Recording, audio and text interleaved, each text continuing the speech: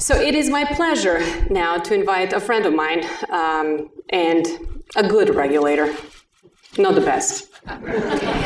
Joseph Otting to the stage. The Comptroller of the Currency has gracefully and graciously agreed to share his thoughts on fintech and regulation and the developments at the OCC on this issue. And I'll just let him take the stage now so we can keep the clock running and be on time. Joseph, the 31st Comptroller of the Currency is being welcomed by the 21st Chairman of the FDIC. I'd just like to highlight the numbers.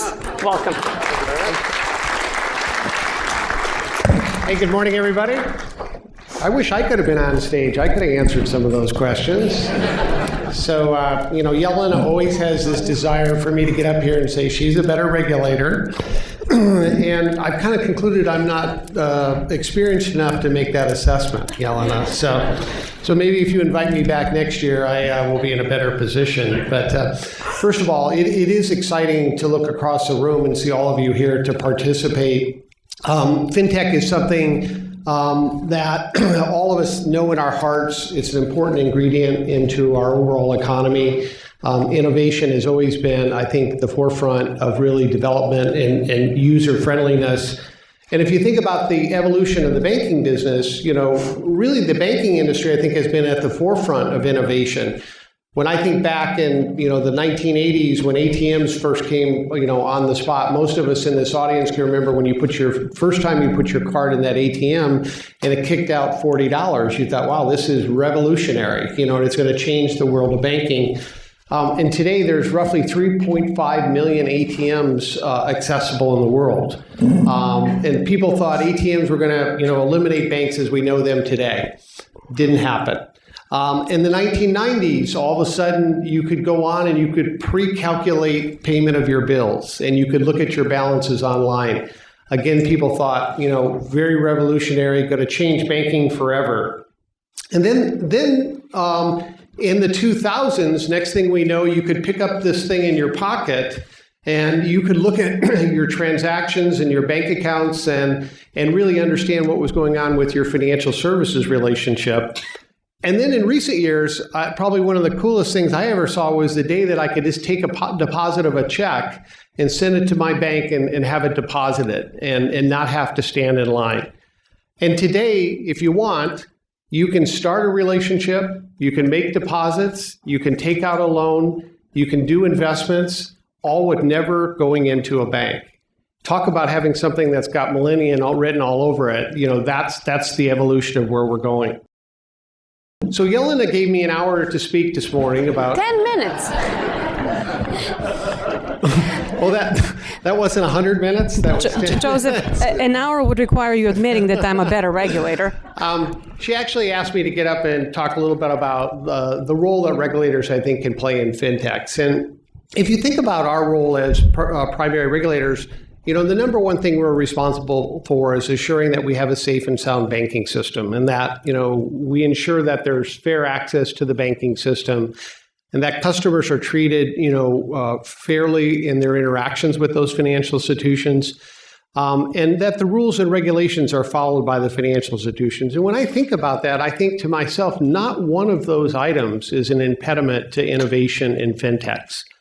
I really believe that, innovation starts with creative ideas. And I think it starts with the regulators being able to bring, fintech organizations, suppliers, banks, and regulators together in events like these and start the thought process and talking about what's important for the regulators to allow fintechs. I think there is a tremendous amount of energy today on behalf of the financial regulators to encourage you to come and interact with us and talk to us. At the OCC, under Tom Curry's leadership in 2015, he created the Office of Innovation at that time at the OCC. That was really, I think, inspirational. It allowed, I think, institutions to have a centralized area that had resources dedicated to it for people to come in and talk to us about what is a fintech and what role can they play in financial services. I often tell the story about, at the time that Tom did that, there was probably 250 institutions that thought they wanted to be a bank. And as they came in and they interacted with our Office of Innovation, and they found out what it was like to be a bank, that you had to have capital, and you had to have liquidity, and you had to have a risk management system and an enterprise risk system. Often fintechs led skid marks as they were leading the building. Because the reality was, when you think about what a fintech is good is, they're good at disruption. They're good about bringing solutions to the market, solving consumers' particular challenges with the U.S. banking system. And so what we've seen in the progression of that is a large population of those people that thought they wanted to be banks really now realize they want to be partners with banks. That all the things that are important for a bank to have, the capital and the liquidity, is really not what a fintech is all about. So a big role that we play today at the OCC, and I think the FDIC and the Fed as well, is really helping people understand what it's like to integrate and be a partner with a bank. And I would say, of probably those 250 entities that thought they wanted to be banks, probably 200 of them now really pursue the opportunity to be a partner with a bank. Now, that doesn't mean that people still don't want to be banks. And I think most people in the audience realized in 2018, the OCC announced that we would entertain a national bank fintech or a special purpose charter.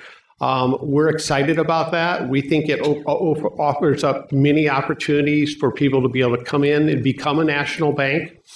And in our short-term, history with that is a lot of the discussions really evolve around a couple buckets. One being those entities that have gone into the small ticket lending activity, which is predominantly in the small ticket consumer and the small ticket business, where they see the ability to operate on a national scale with their business model, a much more efficient and effective way to be able to do that.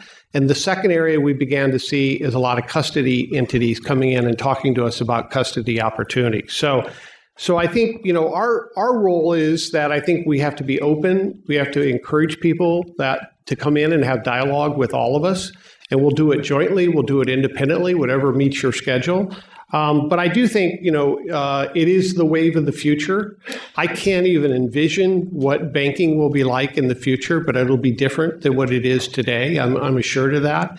And I can often think of just one thing that Steve Jobs, where I spent a fair amount of my time out on the West Coast, when you think of the evolution that he was able to make with communications with the iPhone, he always had a great line that I remember, so vividly, when he said it. He said, innovation is not saying yes to everything, but it's about saying no to everything but the most critical features. And I think, in banking, that holds as true as well. So Yelena and the FDIC and Duke University, thank you very much for hosting this event.